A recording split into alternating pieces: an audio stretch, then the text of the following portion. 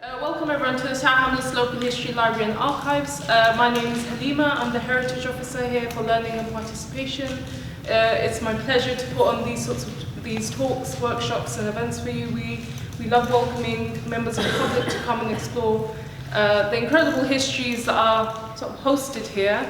For those of you who have been here before, you'll know about our amazing reading room upstairs and our repository of historical materials related to Tower Hamlets.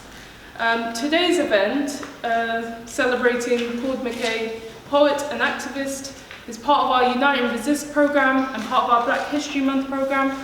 Black History Month, which is celebrated across Tower Hamlets, and Unite and Resist is our exhibition just outside in the entrance hall here. The exhibition covers protest in the East End from 1970 to 2000. Even though Claude Mckay's time was well before that period, we felt that it was important to use that as an opportunity, as a jumping off point, as it were, to celebrate activists beyond that period. So today, I welcome you and I will hand it over to Harry Camberbatch, who is part of the committee for the Philip Morgan Legacy Group, who I've had the pleasure of working with for nearly a year now, actually, to put this event together. It's a wonderful partnership. I know you've worked with the library long beyond my time here. We really hope that this is the beginning of many collaborations together. Thank you. Thank you. Thank you, Elizabeth. It was a very kind introduction. Appreciate it. Brothers and sisters, family and friends, good evening. I would also like to welcome everyone to the Philip Morgan Legacy Group's event, and we're very happy that you have been able to make it here this evening. Traditionally, we normally pour libation at events like this, but this evening I would like us just to stand and have a minute's silence. Thank you, and Ashe. Ashe.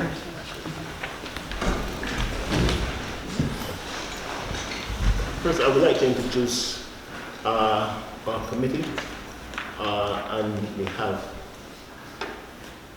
Fabian Thompson, Raymond, and you have a little blurb on the back of your program, which is really saying a bit about our organization. And we're basically really mainly about the history of African people in Tower Hamlets. However, the main purpose of this evening is really to learn about Claude Mckay.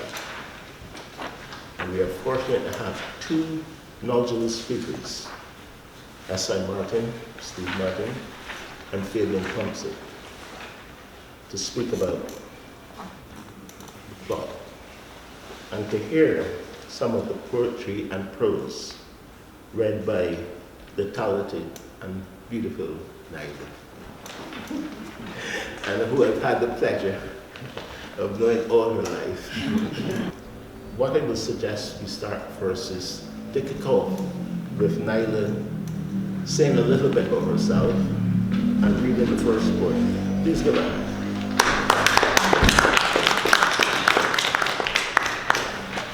Hello, good evening. Hello. Thank you for asking me to do this. I personally knew Philip Morgan, so I'm quite happy to do this because he was indeed quite a spirit, and I feel he would absolutely love tonight. So the first poem this evening is December 1919. Last night I heard your voice, Mother. The words you sang to me when I, a little barefoot boy, knelt down against your knee, and tears gushed from my heart, Mother, and passed beyond its wall. But though the fountain reached my throat, the drops refused to fall. 'Tis 10 years since you died, Mother, just 10 dark years of pain. And oh, I only wish that I could weep just once again.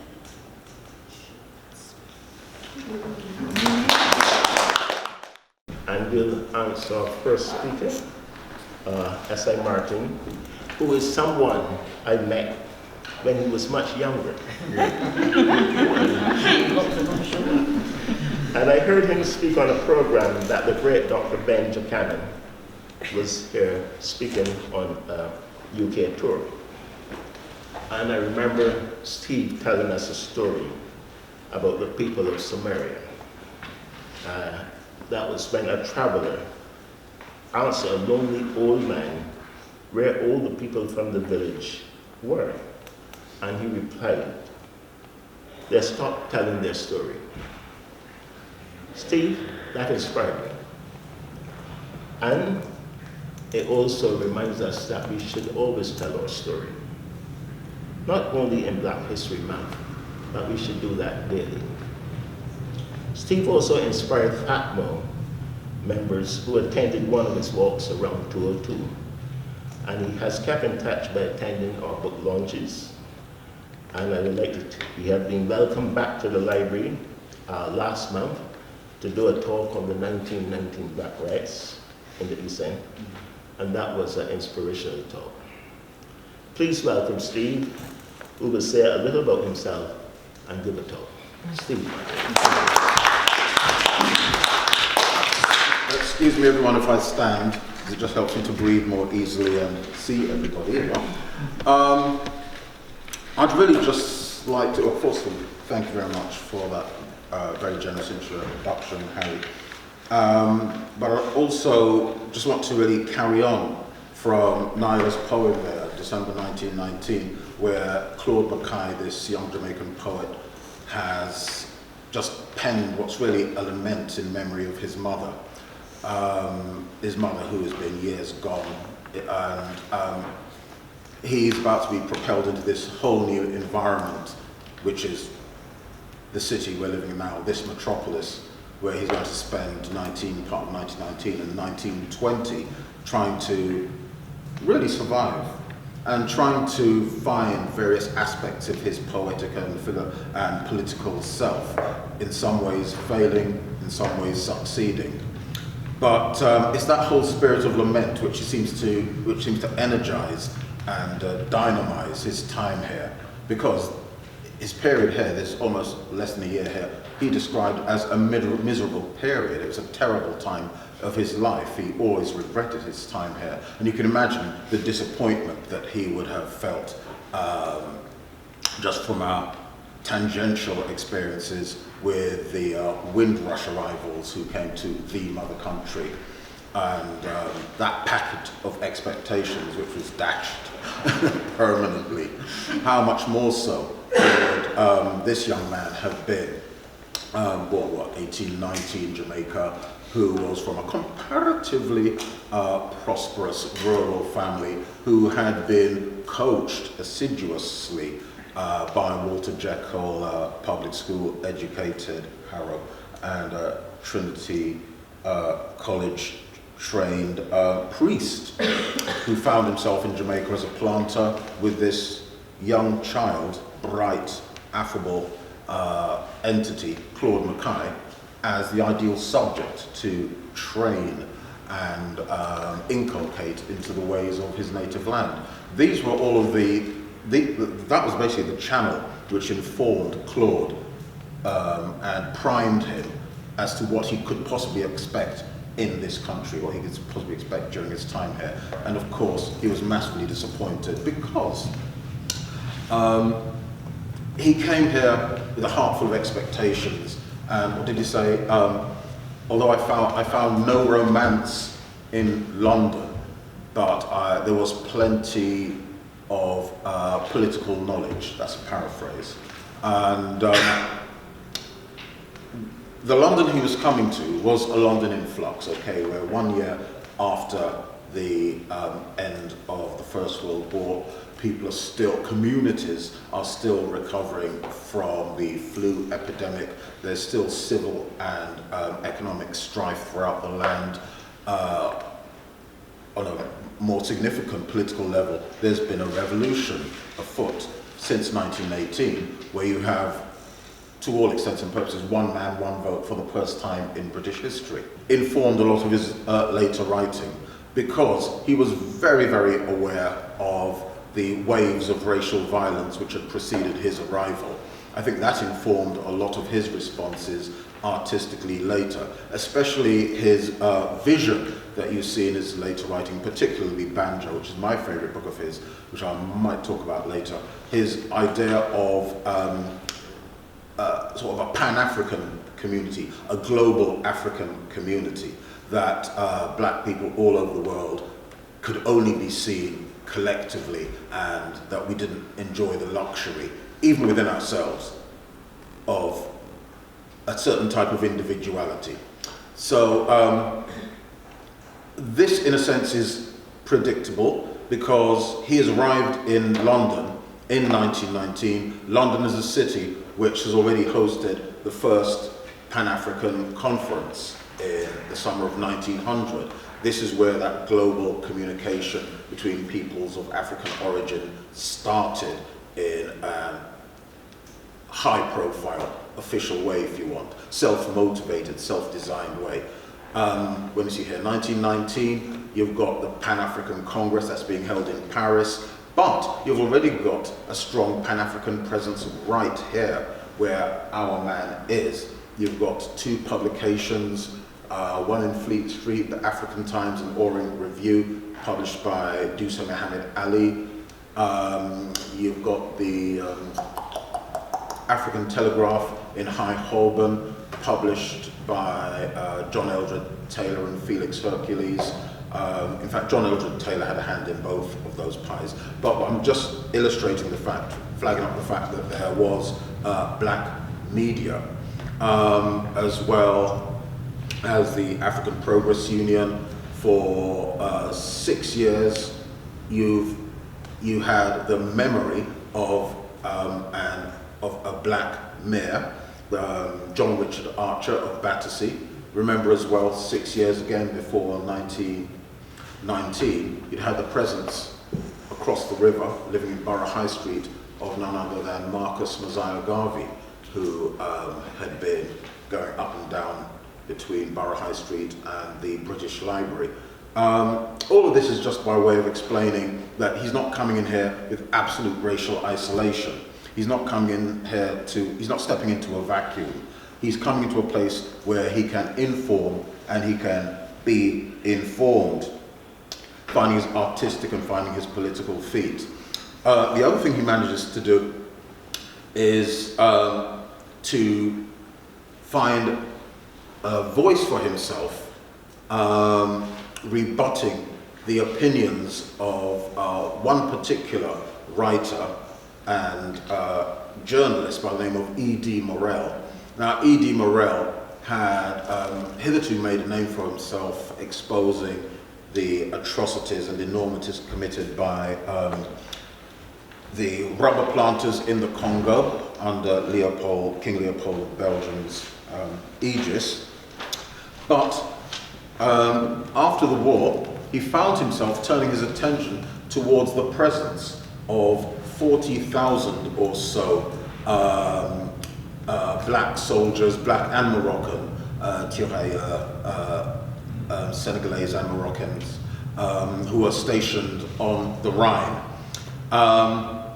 Now, of course, this block of black humanity, armed, uniformed black humanity, policing and patrolling a chunk of Northern Europe, was seen as an affront to many racists and active racists, I should say.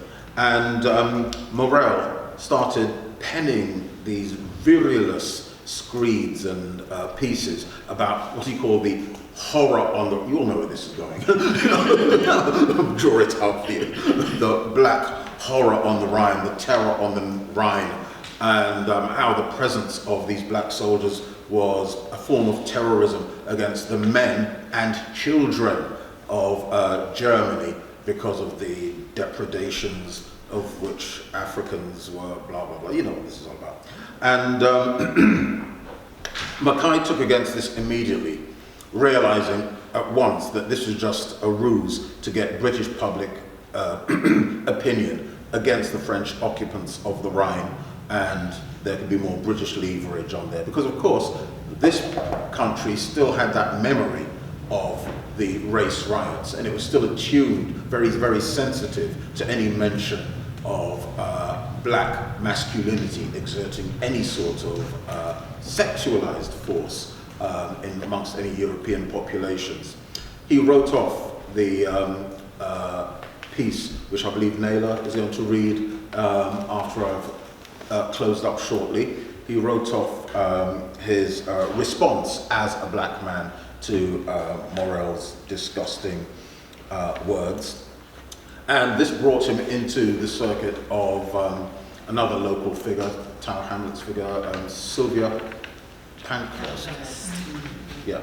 And I'll just close up by really mentioning that I believe his time here wasn't wasted. It was miserable and it was painful for him. He suffered greatly.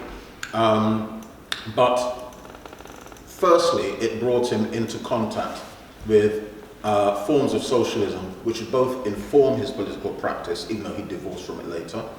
Secondly, it brought him into contact directly with forms of Pan-Africanism, which similarly informed his writing and his poetic and political mission, and which was, I think, best summarized in the book Banjo, and he dallied in it slightly in Home to Harlem, in which he's got this notion, he carries away this notion, it's solidified, of a coherent black community, global black community, which by necessity has to stand together in all of its diversity, using humor and root cultures from North America, from North Africa, and from the Caribbean as a base. And this, I think, was what his greatest legacy of his period in these islands. On which point now, I'm going to stop and pass the baton on to Naila again. So this is A Black Man Replies. It's a letter replying to E.D. Morell's article on the black troops in Germany. It was sent to the Daily Herald on the 11th of April, but apparently the Herald refused a hearing to the other side, which was quite inarticulate. Sir, the odiousness of your article headlined "Black Scourge in Europe, Sexual Horror Let Loose" is not mitigated by your explanatory editorial and note stating that you are not encouraging race prejudice and that you champion native rights in Africa. If you are really consistent in thinking you can do something to help the white and black peoples to a better understanding of each other, there is much you might learn from the liberal and conservative organs like The Nation, The New Statesman, and the Edinburgh Review, which have treated the problem, exposing the iniquities practiced on the natives and showing up the shortcomings of the latter in a decent and dignified manner.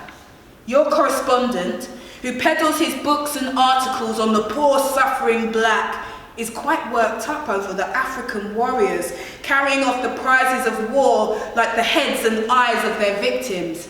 But verily, trophies of war are trophies of war, whether they are human works of art like painting and sculptures, or nature's, like man's hands and heads.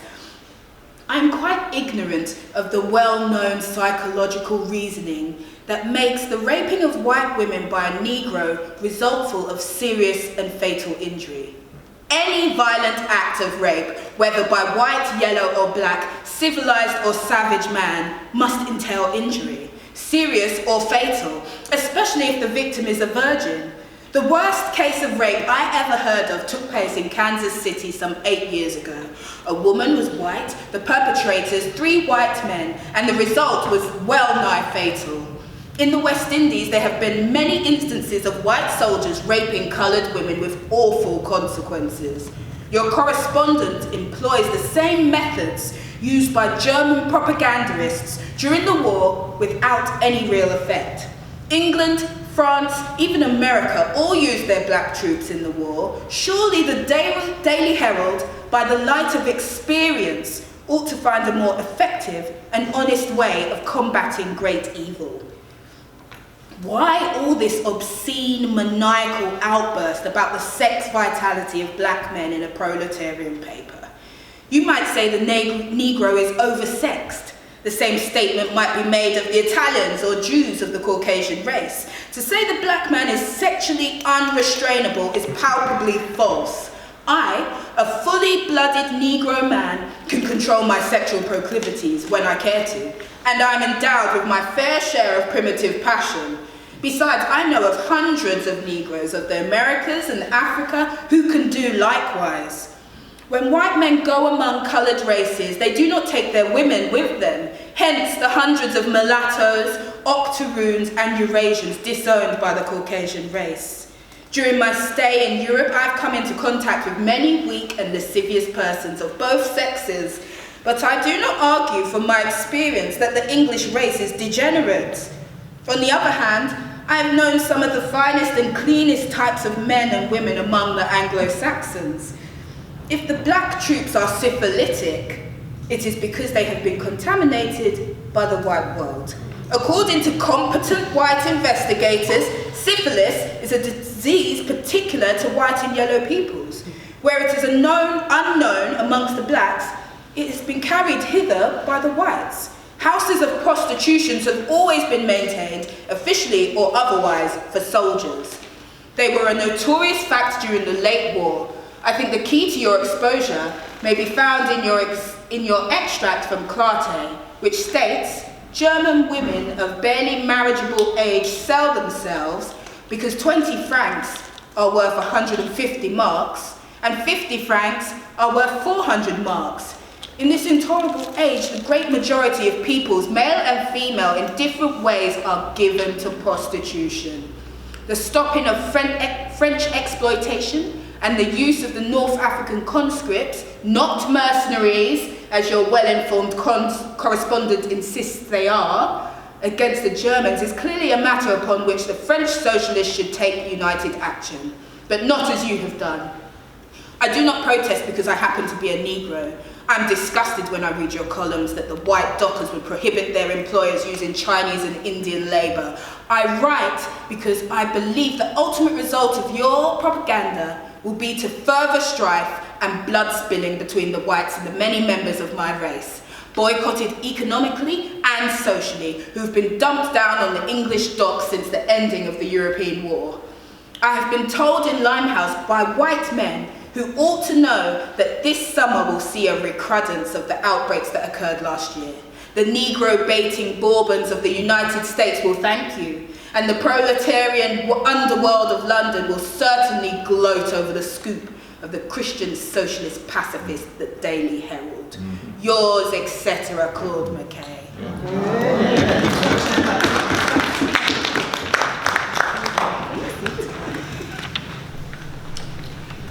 Thank you. Our second speaker is none other than Fabian Thompson,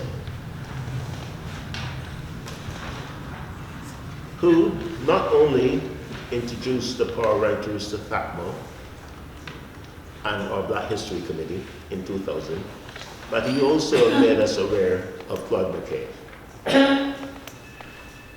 We worked together on many projects, including sitting on the consulting committee of the Museum in Docklands, London Sugar and Slavery Gallery.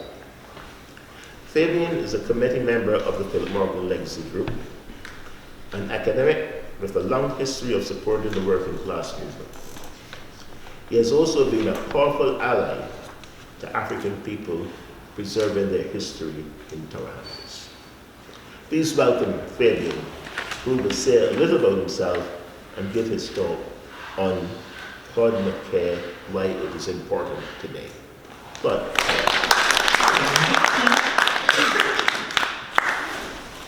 Well, thank you. A very generous introduction. I hope I can live up to the expectations it's created. I came across Claude Mckay quite a while ago. About 20 years ago. And one of the things, and this is why it's particularly a pleasure to be at the Tower Hamlets Local History Library and Archive, is that they've got the workers' dreadnought on microfiche. So otherwise it would be very hard to track down copies of it. I could just come up here and they get the microfiche out for it and I could go through. So to be here and to tell all of you about the sorts of resources that I have available is a really great pleasure. One of the things I want to talk about is why it's important today. And I feel very strongly with that last piece that Naylor read out so beautifully. He was thinking of us. He was aware that the events which were happening around him were actually of historical significance and that it was important to put forward the viewpoint of an African man at that point in time in London. And he knew that there'd be people like, didn't know it'd be us here at this moment in time, it would be people like us sometime in the future who would be looking back at that period of time and discussing it. So that was part of why he was writing it. And the other part became quite clear, was that he was aware that just as in 1919 there had been various race riots, there was a danger that all of this would happen again in 1920. And it was a way in which various social tensions, class tensions could be dissipated by finding a scapegoat. And we only have to look at the kind of political issues which are going on today around us to see that we're faced with a very similar sort of social dynamic and political crisis. So we can actually learn from what was happening with that political crisis.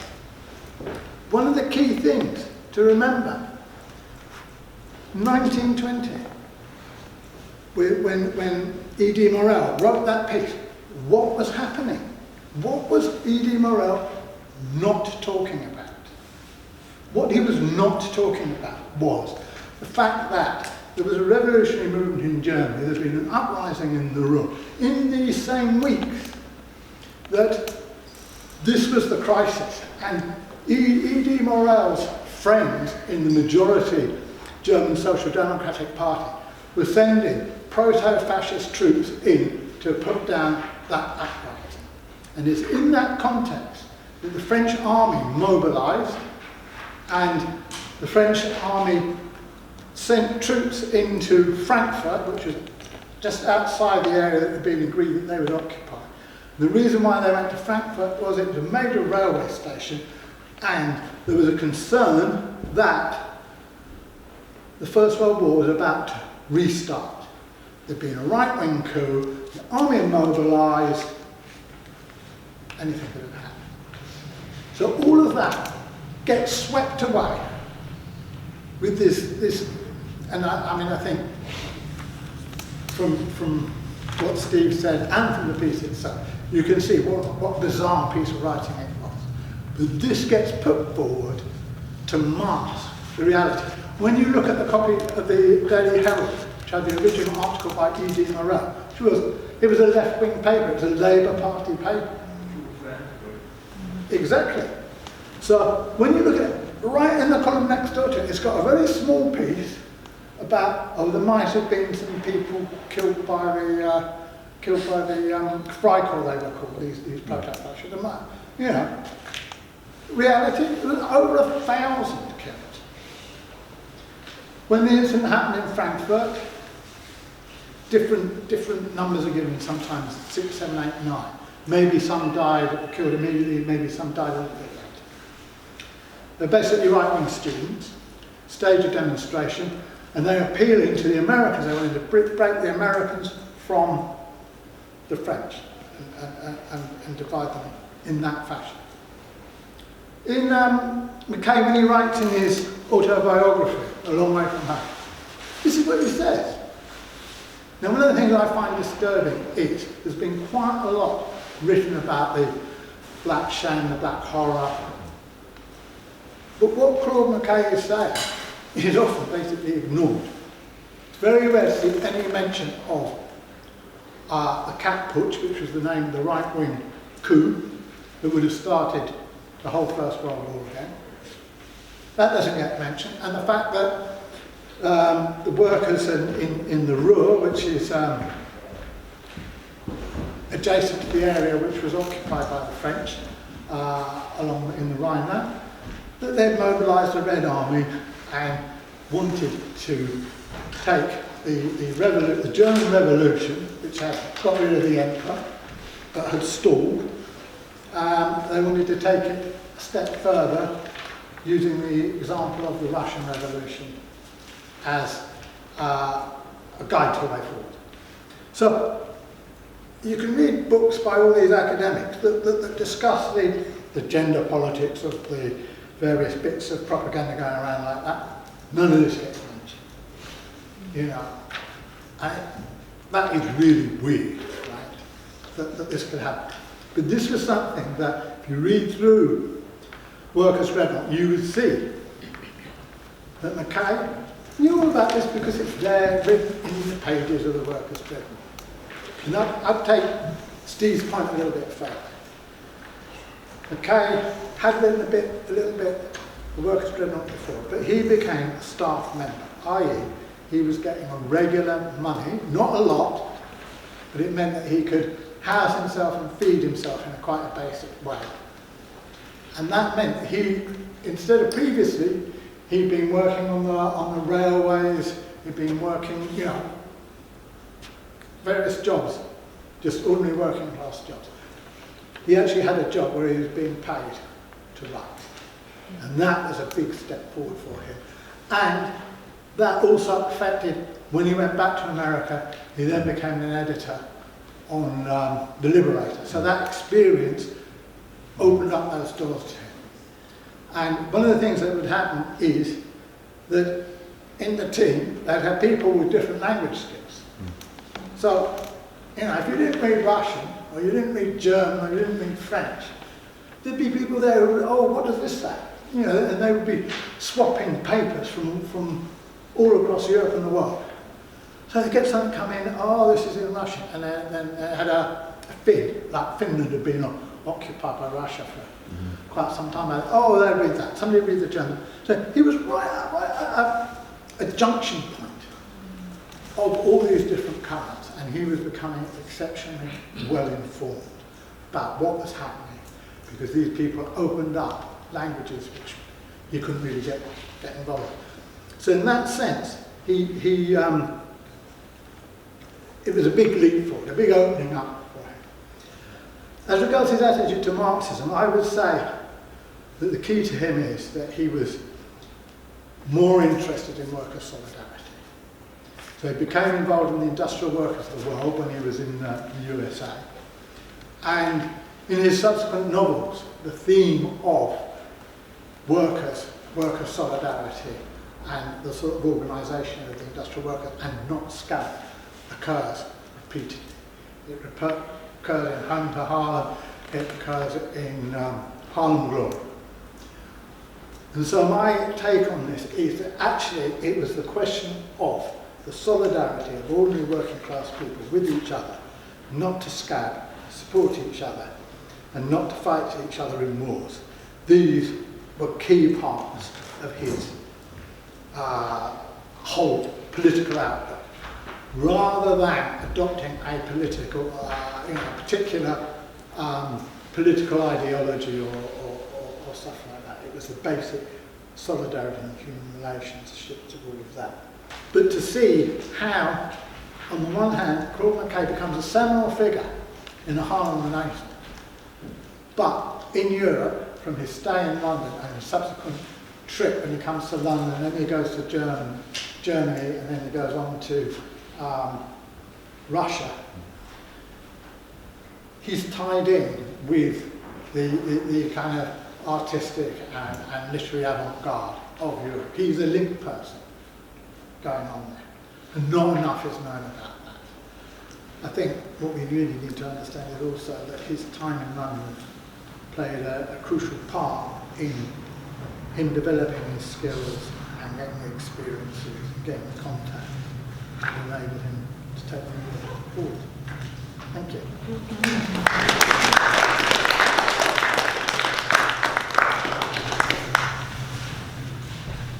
thank you, Fabian, for giving us a good insight and letting us know why the legacy, basically, of Claude Mckay. We will now ask Nyla to read her third poem, her second poem.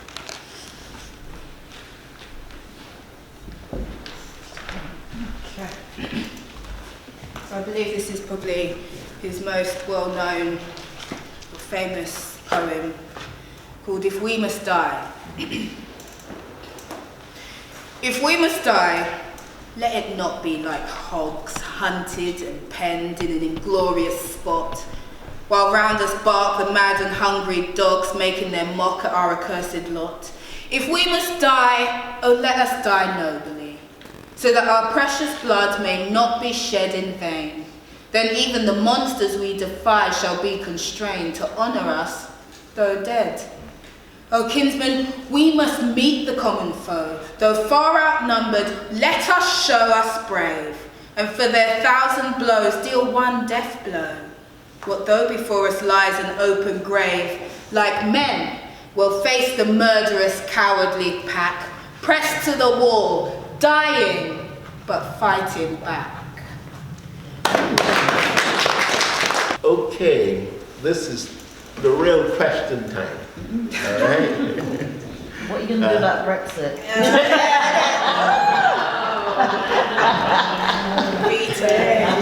Netherlands. Okay. You heard two wonderful talks and some really excellent poetry. I would just, before I ask questions, I would just like to find out, again from the panel, any thoughts? So that we could then kick off. Any thoughts about the evening so far, what you've heard and stuff, as I said? Yeah, I mean, the thing that really occurs to me is, especially in the light of Fabian's offering, is that the sort of potential breadth of impact that Claude Mckay must have had, and the spread and spectrum of influences that he took in and was part of. Because I'm really struck, especially in the light of his later life, how much he seems to have renounced a lot of his earlier activities and associations, or not, I don't know if renounce is the right word, but moved away from them. Certainly he moved away from his, what he called Marxian associations to a significant degree. And especially in light of the surfacing of his work, which was discovered accidentally in 2017, Amiable with Teeth. And yes, Amiable with Teeth. Oh, is it so? We'll get that right. Amiable with Big Teeth. Excuse me, Amiable with Big Teeth, just in case you didn't get where he's going. And it discusses the interactions between black communities and socialism/communism, left of center thinking and activity. And particularly towards his very last days, when he sort of makes some sort of accommodation with religion, Catholicism in particular. I really sort of wonder about the whole trajectory of his life, you know, the whole sort of inner trajectory, you know, of how he felt about what he had achieved, because, you know, a lot of his stuff is still being unearthed. And what's his name, Winston James, apparently, you know, seems to have got a lot of work still to do. So really, what I'm trying to say is how much we still don't know. You know, how much there is yet to uncover. Sorry, not Catholicism. Right. Thank you. Fabian, any thoughts? Well, I just echo that. I mean, I think his Catholicism, I read bits which suggested it's kind of tied in with Catholic work. So it's kind of tied in with a very social orientated approach to Catholicism rather than a more kind of high church aspect. What do you say about Winston James? I mean, what came out very recently, he discovered by Claude Mckay, published by Marcus Garvey, and a letter sent to Marcus Garvey. I believe there are some copies available here tonight. So there are bits and pieces coming to the surface now, and there might be more to come, which makes it very exciting. And then there's a lot of other material got published after his death.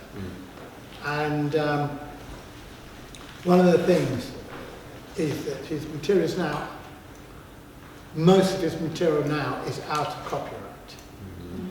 The recent book isn't, because it hadn't been published before, but the earlier stuff that was published in his lifetime is now out of copyright.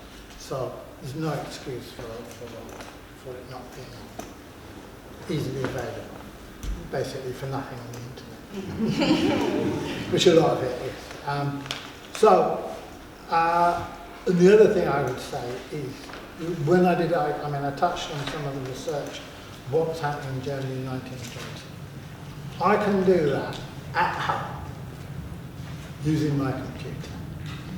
I could not have done that. I couldn't do that 5 years ago, right?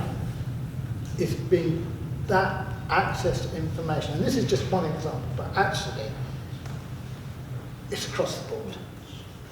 So we are actually living in a period when doing historical research is so much easier.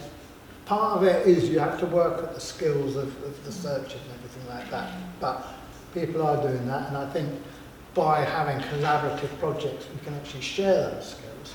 So, I think that, say in another 10 years' time, we'll know a lot more when we do that. Naila? I didn't know much about him, just when I'd heard the name, and you'd heard that he was a contemporary of Garvey, and through you, basically. So I did my own little bit of research, and looking at his work and what I've seen, he was basically a social commentator. He wanted to make things better for his people by making other people understand through his art rather than with his fists. I got that he's very emotive in a lot of the work he does, like the poems that I've read tonight. I've got another one here in America where he deals with how much he loves it, but it's also so terrible. Like, there's just something about his work that I find transcends the time. Like, I could read this today and feel like it was written today. So, especially on the Black Man Replies, I feel like that could have been a reply to the Daily Mail yesterday. Literally, history repeats itself, and I feel like he's an important person that we've not really heard much about. That he spanned the Atlantic at a time when it wasn't right for a man of that colour, or so they say, or what parameters were put in place for him to stay in his hole. He managed to jump out of and explore and see the world without someone telling him that he couldn't.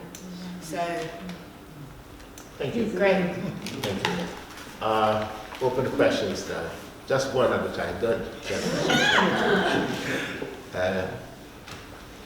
Any questions? I haven't got so much of a question as the fact that I've never actually heard of it. So, someone who does history, a lot of learning about history and teaching about history, I've never heard of this man, and I'm just wondering why. Has he kept it secret, or is it just that I'm not expanding my horizons? Yeah. I mean, he does have a sort of almost a supernaturally low profile. Yeah. In a sense, he was never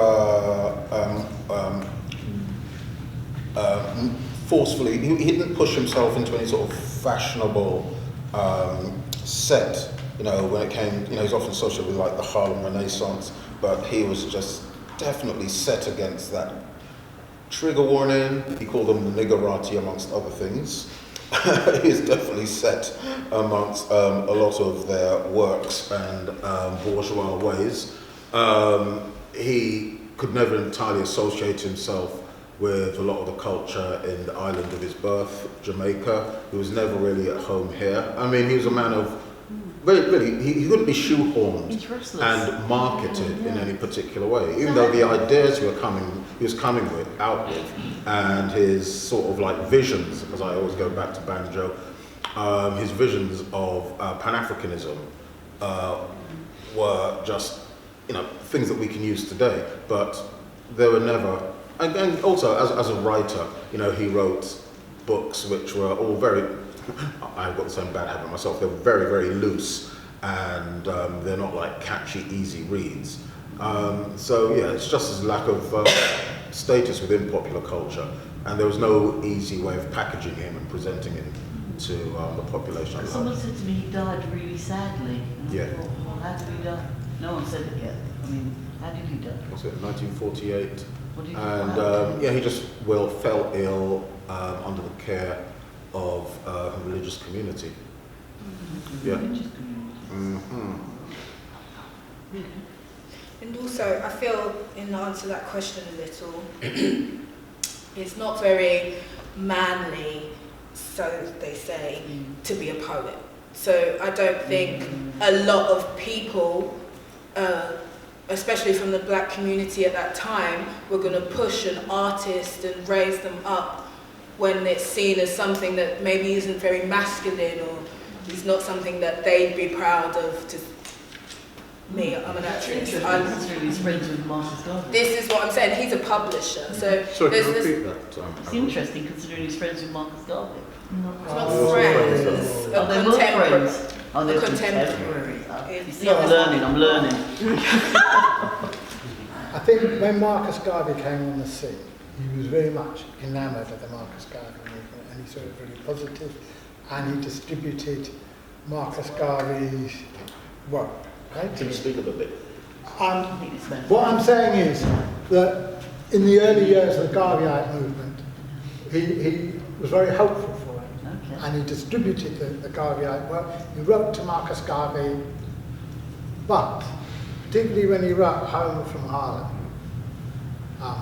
Home to Harlem, he was really broke with a lot of the moral taboos. He discusses homosexuality. But he wasn't a homosexual. He possibly was. I would say. I think he was doing I know you everything. said earlier He on was. there was a possibility of him being gay, Yeah. but there's not Didn't hear that. proof. Yes.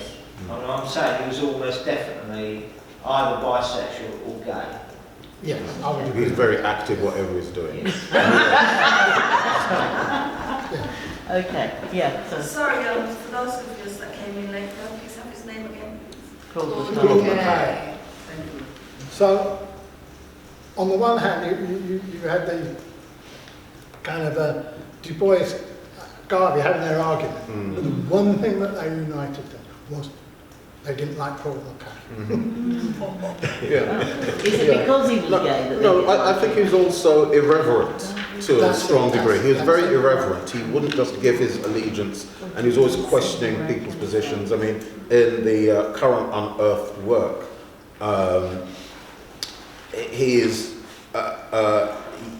looking at black African American involvement in opposition to the Italian invasion of Ethiopia, Abyssinia, and groups organising around that. And again, fun is being poked at various constituencies, various parties. He gets a lot of strength in his writing, I think, from his resilience to dogma. But he was writing in a time when dogma was absolutely necessary for people to have any sort of profile or, become popularly accepted. So, Yeah, I would say particularly later on in the US when the Communist Party had quite a lot of sway through various writers' organisations. I mean, this is before McCarthyism. But they were getting various funds coming through the New Deal and stuff like that. So the Communist Party was actually deciding where the money was going. And he was very clear that he didn't like them and was going to say something. So in that sense, he was outside that kind of sphere of patronage. And I think basically he couldn't be bored. Yeah. I think that's fundamental. Yeah. And because he couldn't be bought, he gets left on the shelf. Ashley? Thank you. Don't you think it's the fact that he was too much for most people? There's a poem about a white man at dinner or something. Do you know that? I can't remember where it is or what it is. And it is visceral. You know. And then he just cannot be fit in any box. So the academics, they say, oh well, he's not important, but he's the pure artist. And that's his place as an artist, true to himself. So when you do American literature at university, he's not even there. Yeah. But ultimately he's a writer and a poet with a critique of so many things, social things, but not to be taken as a manifesto. So, all right, and then he's a bit of an he's Jamaican, so he's an American intellectual. He's not in with Du Bois, he's not in with Garvey, he's not in, the one person he kind of is in with is Sylvia Pankhurst, because she stood out. She married an anarchist because of him escaping fascism in Italy. That's right. She stood up for Ethiopia. Yeah. So and she, different to the rest of the family, in that they were straight and bourgeois, and she wasn't. So it's just so much of him being this individual. So everybody's just got to read him. Just read him. Yeah. And also the poetry in Jamaican language. What's not to like? Why is it not in with Miss Lou and the children's books or everyone's books? You can't say that as an appeal. And isn't very important as a place of language, and putting forward the importance of ordinary people. So it's ordinary people as well. Yeah. Just read it. Thank you. I mean, you said he had a tough time when he was here between 1990 and 1920, and he did. I mean, he had to find landladies who weren't English, they were German, French, or whatever, who were more tolerant.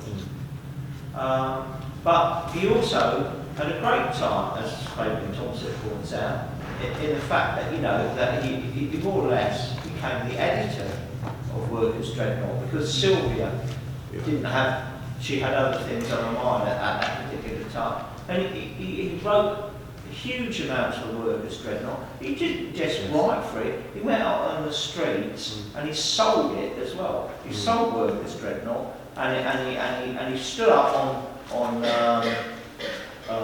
soapboxes and he spread the word of the Workers' Socialist Federation, which was the organisation around the Workers' Dreadnought. And you also talk about a mulatto sailor. That was Reuben Gilmore, whose importance needs to be sort of dug out in history. He was a very important person. He was a sailor, and he was a friend of Claude. I think they corresponded right into the 1940s. Actually, he was a ship's steward, and he took part in a lot of unemployed struggles in the East End and in other parts of Britain as well. So, you know, I think more research needs to be done about him. The other thing is George Lansbury. It was George Lansbury who stopped Claude's letter being put in the Daily Herald. You know, and George Lansbury is sort of seen as a hero in East End of London. You know, popularism and all that. You know, defending the popular council against cuts, all of those things. You know, but it was him who stopped it. But it was Sylvia who let him publish the letter. So, you know, like you say, Sylvia was very important because she understood better than a lot of other socialists what was going on. You know, as you said there, she sided with the Ethiopian cause. I mean, I think, if you read his autobiography, you can see that he apparently had a fantastic time out there. You know, as Fabian said, he was chaired, carried on shoulders. He ate, drank well. I think there was a stamp that was made of him, and he enjoyed the, I think, fairly superficial but lovely freedom of just not being racialized in ways he had been here and in the United States. But he really was just fated and very much a political darling who was convenient, for the regime at the time.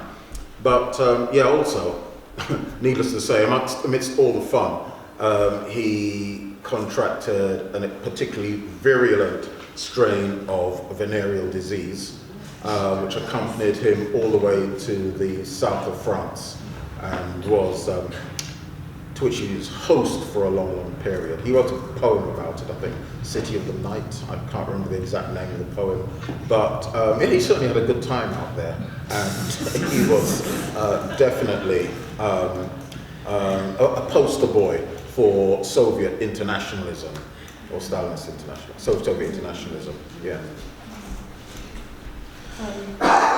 Like the other speaker, I've never heard of him before, and in your talk you mentioned the poem New Hampshire. That's a collection of poems, can you just, Spring in New Hampshire. maybe talk a little bit more about, there seemed to be some issue about, what was it, racism, or the criticism of the poem, or can we just expand on that? Okay, now it was, I don't know if you're familiar with Una Marson at all. No. Again, another interesting, latterly in her career, brilliant poet. But both of them started off with this very, very Anglo-Saxon centered notions of beauty, language, the structure of poetry, the meaning of poetry, the duties of poetry. And to most of our tastes, it would sound twee, very, very sort of insipid, trivial and underwhelming. But there was a flavor for this sort of verse, especially nature-related verse at the time. And, if you read a lot of these versifiers, I choose Marson and Claude Mckay, the same, for them both coming from the same backgrounds. You wouldn't know they were black. You wouldn't know they were black. So when this volume comes out, you see, especially as he was someone who had previously dabbled in 1912, I think. Yeah, he previously dabbled in like patois and Creole languages, and this Spring in New Hampshire is seen as a very easy pill to swallow because it's not doing anything like that. It's been very straightforward English, it's very honest pastoral and harmless.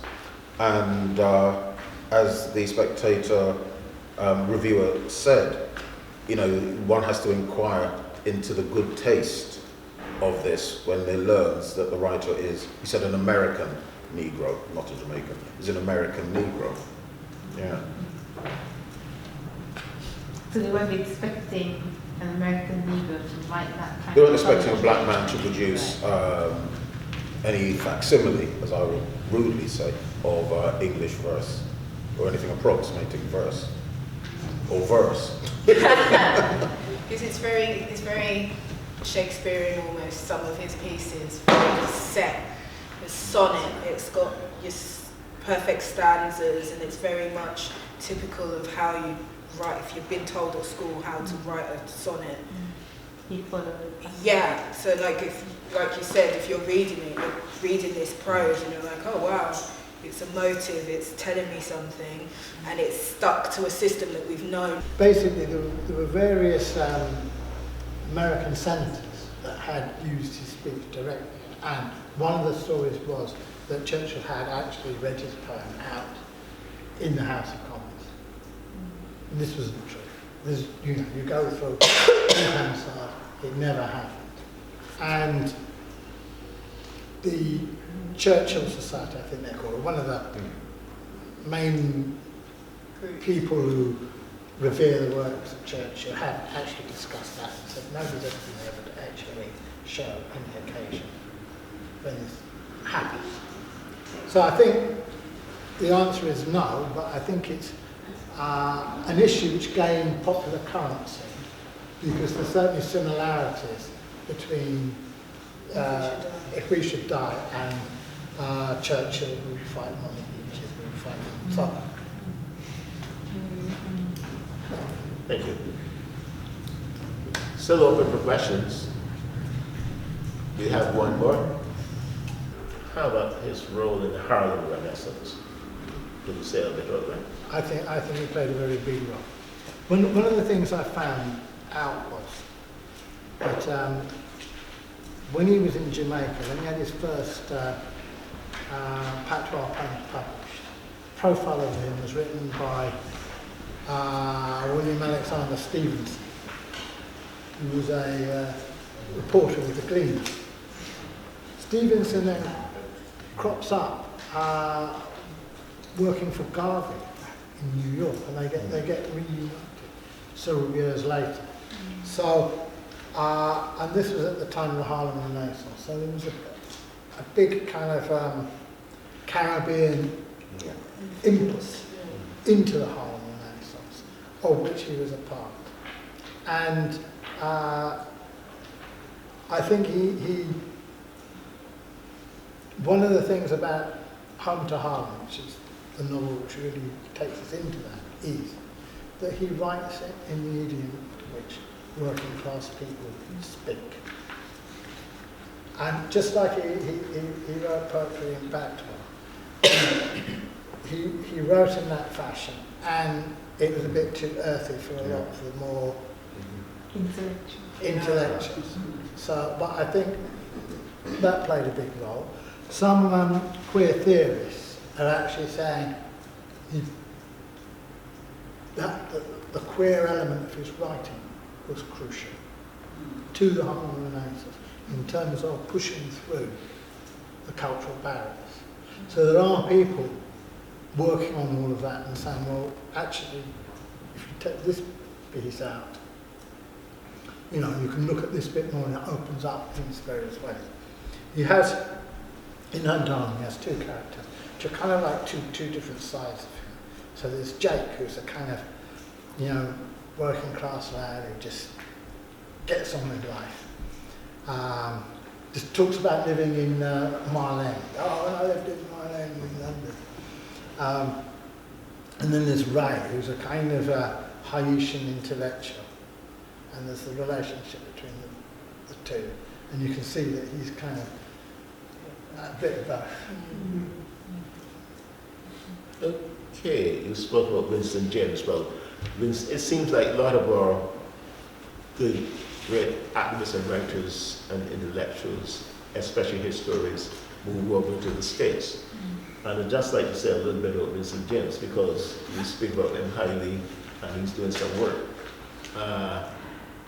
Winston James, when he was teaching in Lucian he was a lecturer there at that college then, but it's now a university. He came to the East End and he did a talk for us in Newham. And the name of that talk was Africa, the Mother of Western Civilization. And he really expanded. So, I mean, he's a historian, a grassroots historian who have a lot to offer and look forward to that sort of work. I'd just like to take the opportunity to thank the panelists. It was really a good period of question time, and the only difference is that you all were a calmer and nicer audience. Thank you.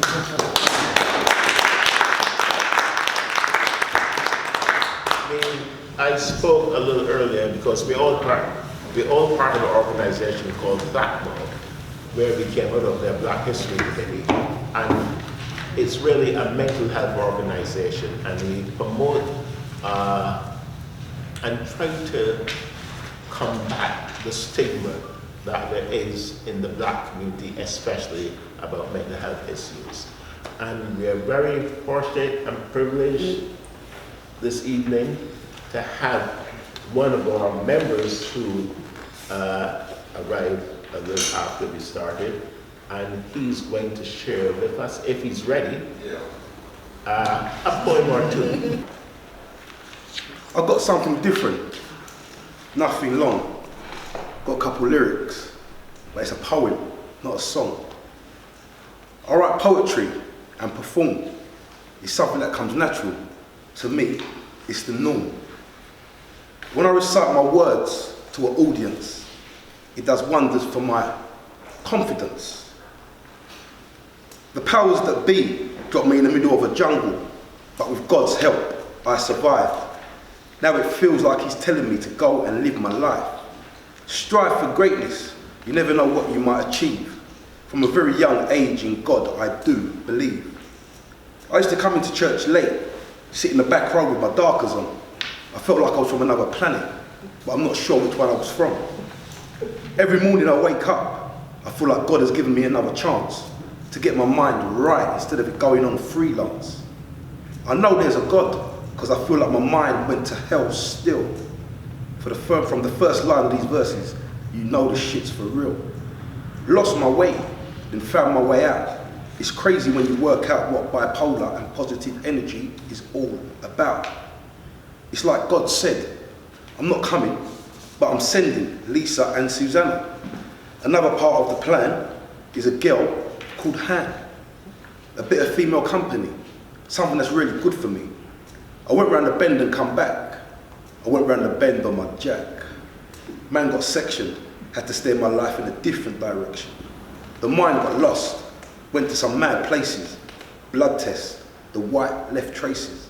Medication had me so effed I couldn't tie my own shoelaces. I went mad for a minute, now I'm back again. Enough people having episodes like it's some kind of trend. When my mind's been on a journey, I have to sit down and gather my thoughts. Susanna given me a dream catcher, so dreams can be caught. The mind was up and down like a roller coaster, but as I speak with God, I feel his spirit getting closer. Keeping the energy positive, I know I'll be alright.